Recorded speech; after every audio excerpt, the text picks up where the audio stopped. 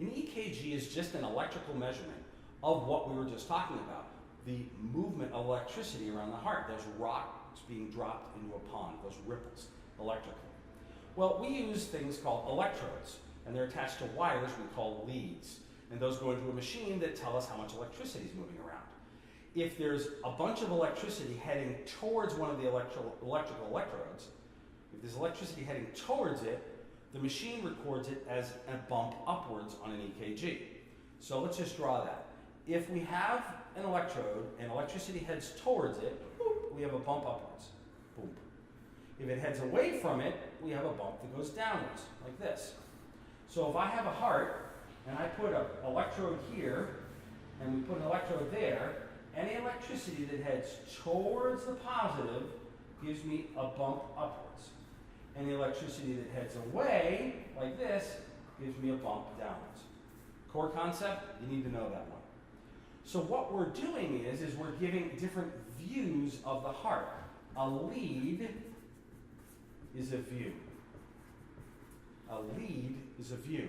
We look at the heart a bunch of different ways. Now, way back, and you can read about him, German scientist Einthoven, he came up with the idea that all we need to do is put electrodes on someone's chest, and we can read what their heart is up to at any one particular moment.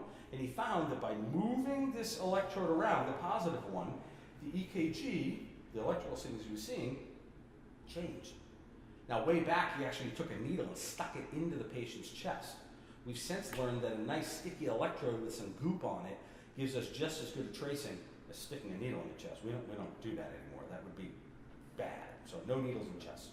So as we move along here, what we've learned is that any one particular lead gives us one view. All right? Now, it's sort of like showing you a rock or some three-dimensional object. One view, a straight picture, two-dimensional, doesn't give you a very good feeling for what the thing looks like in 3 dimensions. But, much like a CT scan or an MRI, if we take that view and rotate it around, and take a whole bunch of different views, like this, as we go around, I can get a good feel for what's happening electrically and where in the heart. A lead is a view. If you're sitting in a hospital bed and they're just keeping a look at you, just watching you for observation, they have 3 views of your heart going, 3 lead EKG continuously monitored. However, diagnostically, clinically significant patients, we're going to stop and do a more elaborate EKG that we call a 12-lead EKG. Okay?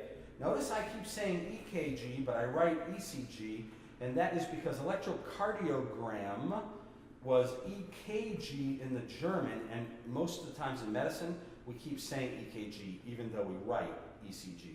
It seems a little weird, but welcome to medicine. We can be a little odd.